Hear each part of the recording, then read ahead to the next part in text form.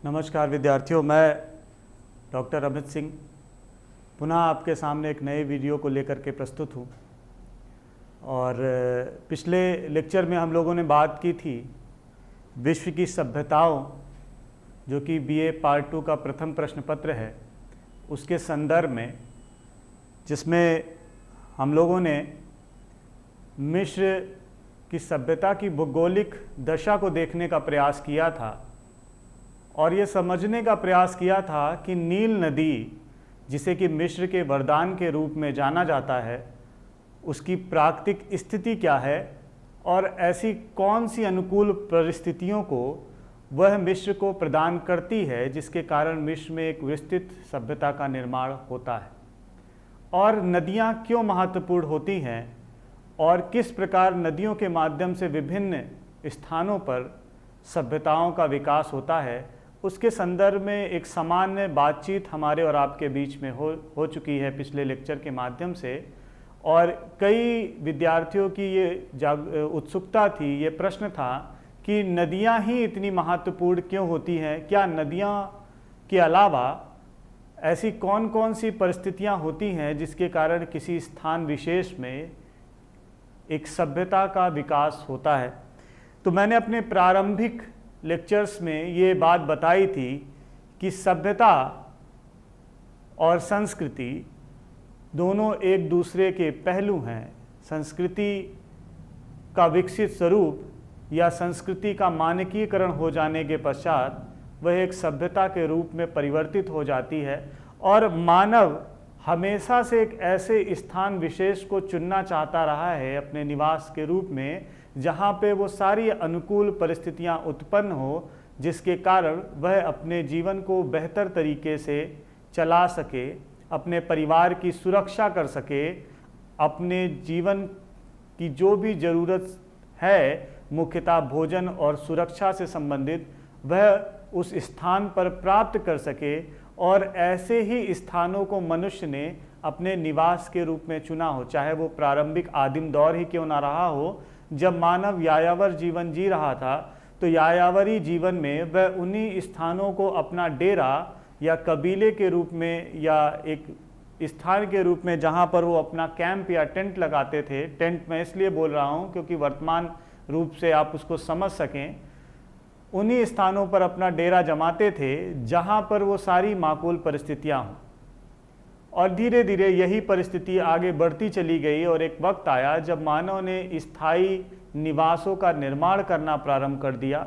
और स्थायी निवासों का निर्माण जब उन्होंने प्रारंभ किया, तो आप देखेंगे बेसिकली अगर हम इसे किसी संस्कृति से समझने का प्रयास करें, तो नवपाषाण काल एक ऐसा काल था जहाँ पर मानव ने बस्तियाँ बसाना प्रारंभ कर दिया, स्थायी रूप से रहना प्रारंभ कर दिया, घरों या गांव का निर्माण करना प्रारंभ कर दिया। जो गांव का स्वरूप आज हमें दिखाई पड़ता है, उसकी नींव नवपाषाण काल से दिखाई पड़ती है। तो मानव ने उन्हीं स्थानों को अपने निवास स्थल के रूप में चुना जहां पर उन्हें वो सारी अनुकूल परिस्थितियां प्राप्त हो रही थी, और धीरे धीरे उन्हीं स्थानों पर रहते रहते सभ्यता का भी विकास हमें दिखाई पड़ता है। लेकिन सभी जगह पर ऐसा नहीं हो पाता। उसका एक बहुत महत्वपूर्ण कारण है मानव की जिज्ञासा, मानव बौद्धिक विकास, या मानव की इच्छा शक्ति, या उस मानवीय कबीले के द्वारा उसकी प्रोग्रेसिव थॉट्स जो उसको आगे लेकर के जाता है। हमारे पास बहुत सारी सुविधाएं होने के बावजूद कभी कभी हमारे एफर्ट में कमी आ जाती है, और उस एफर्ट की कमी की वजह से हम आगे नहीं बढ़ पाते हैं। तो चाहे जितनी भी अनुकूल परिस्थितियां हो, जैसे उदाहरण के तौर पर अगर हम मिस्र की सभ्यता को ही देखें, क्योंकि ये हमारा मूल विषय भी है, अगर हम इसको देखें तो नील नदी वो सारी प्राकृतिक चीज़ें मिस्र को दे रही थी। और उसके संदर्भ में हमने बात भी की अपने पूर्व के लेक्चर में कि मिस्र का ज़्यादातर क्षेत्र पठारी है, पहाड़ी है, रेगिस्तानी है, जिसकी वजह से प्राकृतिक संसाधनों, और खासकर संसाधनों से यहाँ तात्पर्य है मानव जीवन के लिए उपयोगी संसाधन, और मानव जीवन के लिए जो उपयोगी संसाधन है वो मुख्य रूप से भोजन से संबंधित उपज है। यदि मानव खाना नहीं खाएगा तो प्राकृतिक संसाधनों के माध्यम से उसका जीवन नहीं चलेगा। एक बहुत ज्वलंत उदाहरण है इसके लिए मिडिल ईस्ट का क्षेत्र। यदि आप मिडिल ईस्ट अरब के क्षेत्र के संदर्भ में बात करें तो वर्तमान में अरब देशों के सामने एक बहुत महत्वपूर्ण समस्या आ रही है, वो है पानी को लेकर के। चाहे वो कुवैत हो, चाहे वो यूनाइटेड अरब अमीरात हो, इन सारे देशों के साथ एक समस्या है। ये बहुत अमीर देश हैं विश्व की श्रेणी में, क्योंकि यहाँ पे प्राकृतिक संसाधनों का बहुत ज़्यादा, खासकर तेल के कुएं हैं, जिसके कारण यहाँ पर अमीर बहुत लोग हैं, इनके पास संसाधन बहुत है, पैसा बहुत ज़्यादा है, लेकिन पैसा आपको वो सारी चीज़ें प्रोवाइड नहीं कर सकता जिससे कि आप अपना जीवन चला सकते हैं। पैसा उपयोगी है, लेकिन पैसा आपकी भोजन की व्यवस्था करने में कहीं ना कहीं बाद में असक्षम भी हो जाता है। तो अमीर देश होने के बावजूद यहाँ पर प्राकृतिक संसाधन तो है, लेकिन भोजन की उपलब्धता या भोजन उपलब्ध करने के योग्य जमीन नहीं है, भूमि नहीं है, ना ही यहाँ पर जल का उतना अच्छा पीने योग्य जल का भंडारण है जिसके माध्यम से जीवन बेहतर तरीके से चल सकता है। तो अपना ज़्यादा से ज़्यादा पैसा ये देश, ये अमीर देश जल के शोधन की प्रक्रिया में गंवाते हैं। यहाँ पर समुद्र के जल को शोधित किया जाता है और उस जल को शोधित करने के बाद उसका प्रयोग पीने के लिए किया जाता है, पीने योग्य जल के रूप में किया जाता है।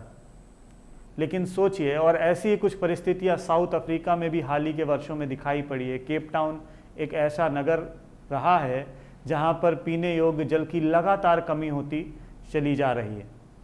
ऐसा हमारे भारत में चेन्नई में भी हो रहा है। चेन्नई भी एक ऐसा शहर बनता जा रहा है जहाँ पर पीने योग्य जल की लगातार कमी होती चली जा रही है। तो हमारे पास अगर वो माकूल परिस्थितियाँ हैं, लेकिन उन परिस्थितियों को हम बचा करके संरक्षित नहीं करके रख पाएंगे तो आने वाले समय में वो हमें कहीं ना कहीं पतन की ओर ले करके भी चली जाएंगी। तो प्राकृतिक संसाधन बहुत महत्वपूर्ण हैं, लेकिन प्राकृतिक संसाधनों के अतिरिक्त उपज के क्षेत्र भी होने बहुत महत्वपूर्ण है। शुद्ध जल का भंडारण होना भी बहुत महत्वपूर्ण है। साथ ही साथ मानव इच्छा शक्ति या मानव के मस्तिष्क का तकनीकी के प्रति जो रुझान है उसका होना भी बहुत महत्वपूर्ण है। क्लाइमेट, एक अच्छा क्लाइमेट होना भी बहुत महत्वपूर्ण है। यदि अधिक बर्फ़ वाला क्षेत्र हो या अधिक गर्मी वाला क्षेत्र हो या अधिक वर्षा वाला क्षेत्र हो, ऐसे स्थानों पे किसी सभ्यता के पनपने में बहुत सारी समस्याएं उत्पन्न होती हैं। तो उस तरीके का क्लाइमेट होना भी बहुत ज़्यादा ज़रूरी है। और मिस्र में हमें वो सारी माकूल परिस्थितियाँ प्राप्त होती हैं। और नील नदी जब मिस्र में प्रवेश करती है तो मिस्र में प्रवेश के साथ वो उपजाऊ मैदानों का निर्माण करती है, और ये उपजाऊ मैदान कृषि में भी सहायक होते हैं, साथ ही साथ जल के शुद्ध पेयजल के भंडारण में भी सहायक होते हैं और यातायात की सुविधा भी प्रदान करते हैं। साथ ही साथ ये जो नील नदी है इसको कहीं ना कहीं मिस्र के लोग अपनी आस्था के साथ जोड़कर देखते हैं। नील नदी की जो बाढ़ है वो जहाँ एक तरफ समृद्धि का प्रतीक है, वहीं दूसरी तरफ इसकी विकरालता या नील नदी का सूखापन एक तरीके से इनके लिए एक शोक का विषय भी रहा है। तो नील नदी का जो इनके जीवन में प्रभाव है, मिस्र के लोगों के जीवन में प्रभाव है, वो बहुत ज़्यादा दिखाई पड़ता है। और इसीलिए नील नदी को हम बहुत महत्वपूर्ण मिस्र के दृष्टिकोण से मानते हैं। और यही कारण है कि नील नदी के कारण इतनी विशाल सभ्यता का उदय मिस्र में दिखाई पड़ता है। साथ ही साथ वो जो प्रश्न था कि सिर्फ नदियां ही क्यों महत्वपूर्ण हैं, तो उस प्रश्न के उत्तर के रूप में हमने जैसा कि अभी बात की कि नदियां होने के बावजूद अगर वो हमारे पास सारी संपूर्ण व्यवस्थाएं नहीं होंगी, उसका क्रियान्वयन नहीं होगा, बौद्धिक क्षमता या मानव की इच्छा शक्ति नहीं होगी, तो माकूल परिस्थितियां होने के बावजूद अगर वो क्रियान्वयन नहीं होगा तो कभी भी सभ्यताओं का विकास नहीं होगा।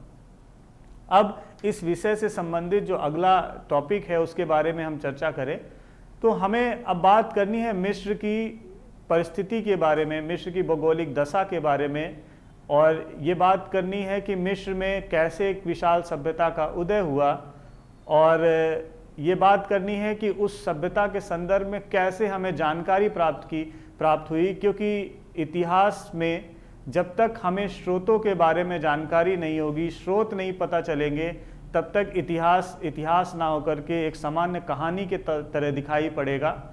इसीलिए स्रोतों का बहुत ज़्यादा महत्व है। तो हम ये देखेंगे कि कौन कौन से ऐसे प्रमुख ऐतिहासिक स्रोत हैं, ऐतिहासिक साक्ष्य हैं जो कि मिस्र की सभ्यता की जानकारी हमें प्रदान करते हैं। तो मिस्र के बारे में फिर से हम वही सामान्य परिचय के दौर में आते हैं, तो हम देखते हैं कि मिस्र पूर्वी अफ्रीका का एक बहुत महत्वपूर्ण देश है। उसकी प्राकृतिक दशा के संदर्भ में हम लोग बात कर चुके हैं कि उसके पश्चिम में लीबिया, उसके दक्षिण में सूडान, उसके उत्तर में मेडिटेरियन भूमध्य सागर, और ये मेडिटेरियन सागर, इसके पूरब में लाल सागर, इसका उत्तर पूरब का जो क्षेत्र है वो जॉर्डन और इज़राइल जैसे क्षेत्रों से घिरा हुआ है। इसका दक्षिण का जो क्षेत्र ये लीबिया है, नीचे की तरफ सूडान है, और ये नील नदी का इलाका है जहाँ पर वो सारी फेवरेबल कंडीशन हमें दिखाई पड़ती हैं। और इसी क्षेत्र में एक विशाल सभ्यता का विकास हुआ, और ये माना जाता है कि यहाँ पर पहले नवपाषाणकालीन ग्रामीण बस्तियों का बसाव हुआ इन नील नदी के किनारे मुहाने पे, और धीरे धीरे यही बस्तियाँ आगे चल कर के 5000 ईसा पूर्व के आसपास धीरे धीरे सेटलमेंट की तरफ बढ़ती हैं। और एक दौर आता है 4241 ईसा पूर्व के आसपास, जब यहाँ पर एक सभ्यता का प्रस्फुटन होना प्रारंभ हो जाता है, और एक लंबे समय तक ये सभ्यता इस मिस्र में बरकरार रहती है। उसका एक बहुत महत्वपूर्ण कारण इसकी भौगोलिक दशा भी है। और क्यों महत्वपूर्ण है? इसलिए महत्वपूर्ण है क्योंकि दो तरफ से समुद्र से घिरा हुआ था। लीबिया जो कि मरुस्थलीय क्षेत्र है, और साथ ही साथ सूडान का क्षेत्र भी पहाड़ी क्षेत्र है, और इन दोनों क्षेत्रों में ऐसी कोई विशाल सभ्यता या ऐसे लोग नहीं थे जिन्होंने मिस्र पर आक्रमण किया हो। और इसी आक्रमणकारी प्रवृत्ति के लोगों का प्रवेश ना हो पाने के कारण मिस्र में एक लंबे समय तक मिस्र की सभ्यता बरकरार रही। लेकिन इसके सामंत काल में मिस्र को अगर हम पढ़ें तो मिस्र बेसिकली 4 कालों में बांट करके हम मिस्र को पढ़ते हैं। पहला जो काल है इसको हम प्राग राजवंशीय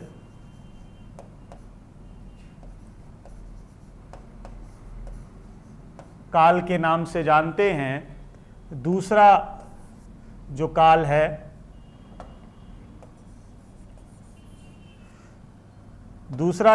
है इसको हम प्राचीन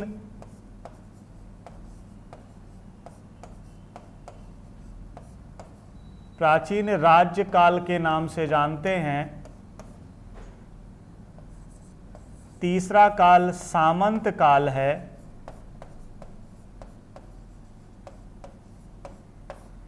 और चौथा काल साम्राज्य काल है।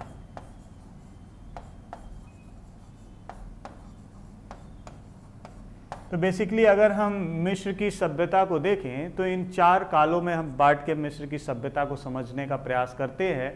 और 4241 ईसा पूर्व में इस सभ्यता की शुरुआत मिस्र में दिखाई पड़ती है। बेस्ट्रेड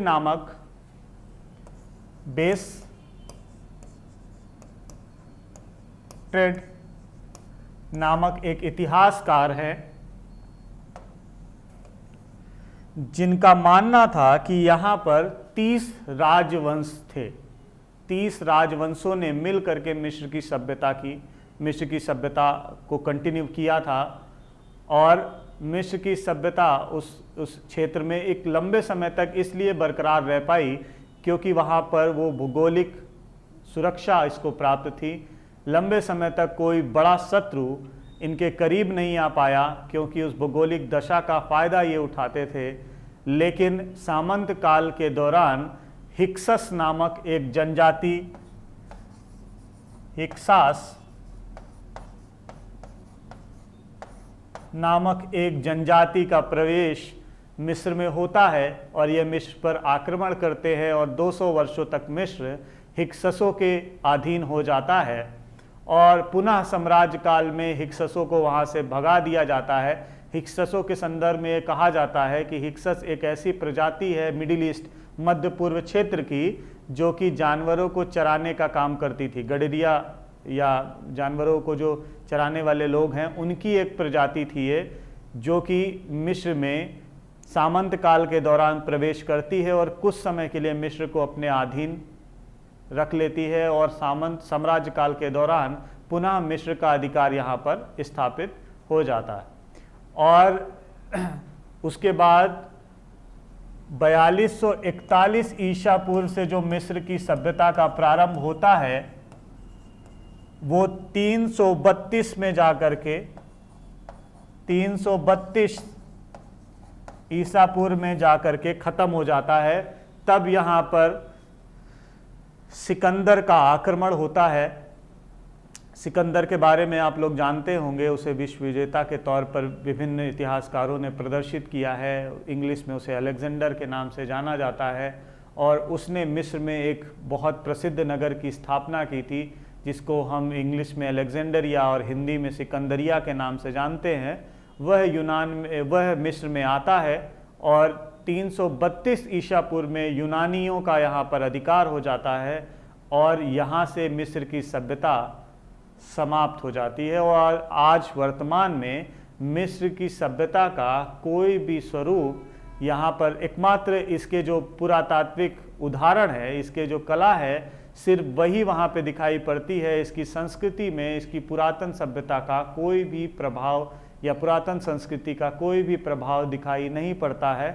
यह इस क्षेत्र में आज वर्तमान में विभिन्न धर्मों या विभिन्न संप्रदायों के लोग अब रहते हैं, लेकिन उस पुरातन व्यवस्था की कोई भी झलक हमें इनकी संस्कृति में दिखाई नहीं पड़ती। उसका कारण है कि 332 ईसा पूर्व में जब यूनानी इस क्षेत्र में प्रवेश करते हैं, उसके बाद रोमन्स, उसके बाद ईरानी और ऐसी बहुत सारी शाखाएं, ऐसे बहुत सारे लोग बाद में इस्लामिक ऑटोमन साम्राज्य, ऐसे बहुत सारे लोग समय समय पर इस क्षेत्र में प्रवेश करते रहे हैं, जिसके कारण इसकी संस्कृति का वो जो पुरातन व्यवस्था थी वो समाप्त होती जाती है और नई संस्कृति का जो प्रतिरूप है उसके ऊपर ओवरलैप करता चला जाता है। और यही कारण है कि मिस्र के सभ्यता के जो प्रमुख लक्षण है या जो झलक है वो उसकी वर्तमान संस्कृति में नहीं दिखाई पड़ती।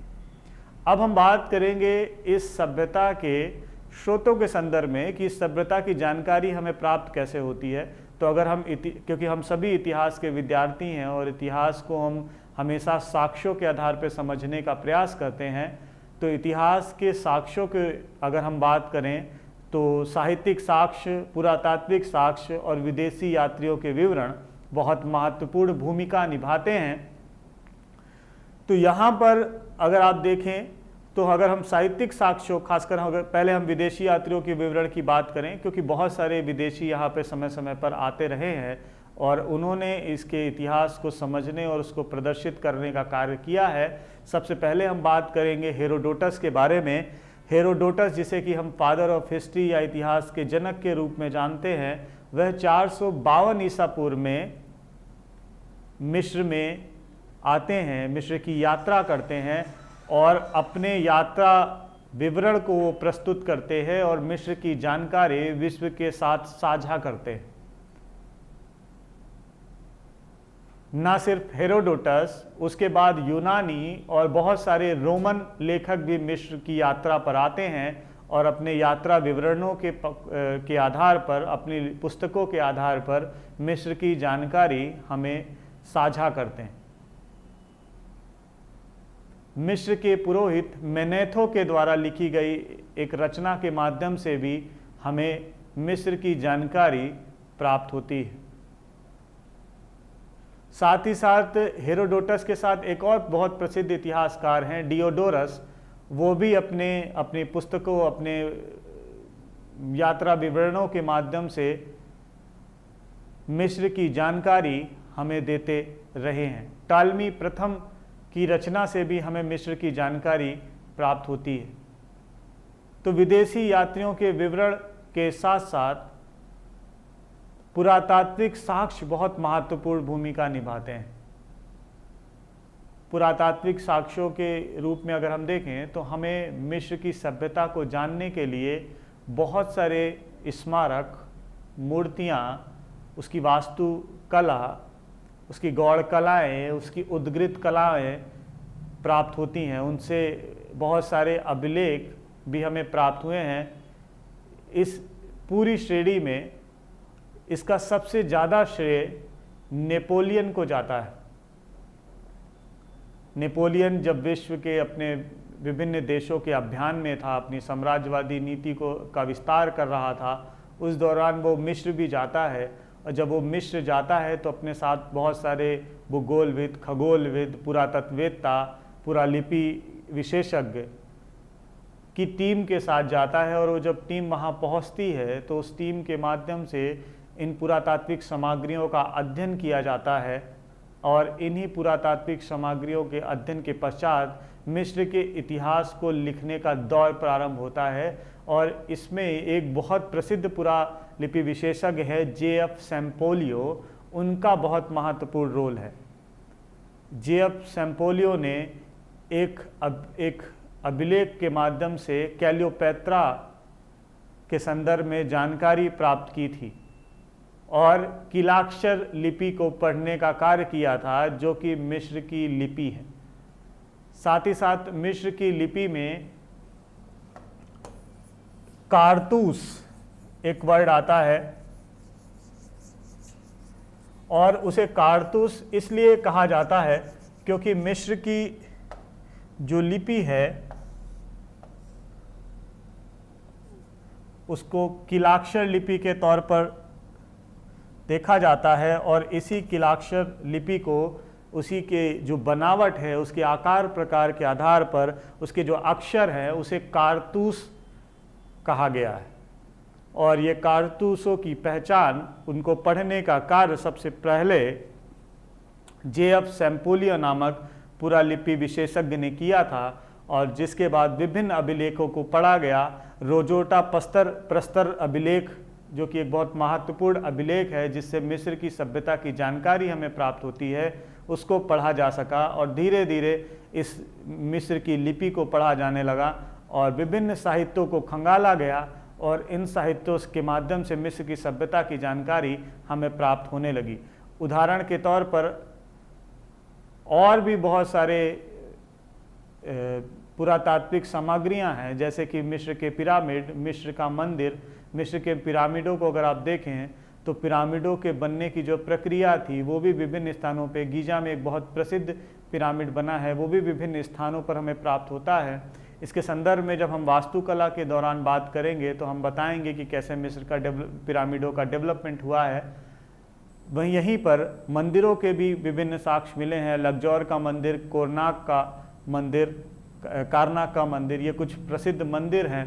साथ ही साथ इनकी चित्रकला बहुत प्रसिद्ध रही है। उद्गृत कलाएं, इनके कॉफिन, इनकी दीवारों पे जो विभिन्न प्रकार की डिजाइन्स रही है, जो संकेतात्मक जो साक्ष्य हैं, उन्होंने बहुत महत्वपूर्ण भूमिका निभाई मिस्र की सभ्यता की जानकारी के लिए। तो इन सभी साहित्यिक साक्ष्यों, विदेशी यात्रियों के विवरण और पुरातात्विक सामग्रियों के माध्यम से मिस्र की सभ्यता की जानकारी हमें प्राप्त होती है। और जैसा कि हम पूर्व में बात कर रहे थे कि मिस्र में एक लंबे समय तक एक सभ्यता का विकास रहा है और ये सारी ऐतिहासिक साक्ष्य मिस्र की सभ्यता को एक समृद्ध और विशाल सभ्यता के रूप में प्रदर्शित करने में महत्वपूर्ण भूमिका निभाते हैं। तो आज के इस लेक्चर में हमने मिस्र की उस भौगोलिक दशा, उसके सामान्य परिचय और उसको पढ़ने में जो भी ऐतिहासिक साक्ष्य हमें मिले हैं उसके बारे में चर्चा की। अगले लेक्चर में हम लोग बात करेंगे मिस्र की सभ्यता को समझने में जो बहुत प्रमुख घटक हैं उनके संदर्भ, उनके बारे में, क्योंकि सभ्यता को जब तक हम उसके संपूर्ण परिवेश के साथ नहीं समझते तब तक सभ्यता समझ में नहीं आती। और जब हम संपूर्ण परिवेश की बात करेंगे तो हम बात करेंगे उसकी राजनीतिक संगठनों की स्थिति के बारे में, हम बात करेंगे कि वहाँ का सामाजिक संरचना कैसी थी, हम बात करेंगे कि उनका आर्थिक संगठन कैसा था, हम बात करेंगे कि उनका सांस्कृतिक पक्ष क्या था, किस प्रकार वहाँ पे वास्तुकला, किस तरीके की वहाँ पे वास्तुकला थी, इनका धर्म कैसा था, इन्होंने बौद्धिक उपलब्धियाँ क्या क्या प्राप्त कर ली थी, किस प्रकार इनकी लेखन पद्धति थी, इन्होंने विज्ञान, ज्योतिष और विभिन्न चीज़ों में क्या क्या विशेषज्ञता हासिल कर ली थी, उन सभी विषयों के संदर्भ में हम अगले लेक्चरों के माध्यम से जानकारी प्राप्त करेंगे। मैं पुनः आपसे फिर निवेदन करना चाहूँगा कि मैं उड़ान दी फ्लाई के इस ऑनलाइन प्लेटफॉर्म से आप सबके सामने प्रस्तुत हूँ और आशा करता हूँ कि आप कमेंट के माध्यम से अपनी जिज्ञासा को शांत करेंगे और मैं कोशिश करूँगा कि आपके कमेंट को पुनः एक वीडियो के माध्यम से आप सबके सामने लेकर के आऊँ और आपकी जिज्ञासा को हल करूँ और हमारे और आपके बीच का ये जो संवाद है वो बेहतर तरीके से चलता रहे। इसके लिए आप मेरे वीडियो को लाइक और शेयर ज़रूर करें, जिससे हम ज़्यादा से ज़्यादा मात्रा में एक दूसरे से जुड़ पाएँ और एक उचित और एक बेहतर संवाद के तरीके से एक दूसरे को अवगत करा पाएँ। इन्हीं शब्दों के साथ मैं आपसे अभी के लिए विदा लेता हूँ और अगले लेक्चर में मिलने के लिए वादा करता हूँ। धन्यवाद।